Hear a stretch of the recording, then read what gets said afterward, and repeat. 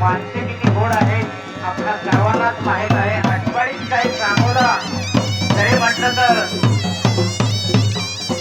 ज्यांची आठवण येते ते थोर माजी मंत्री गणपतराव आबा देशमुख साहेब.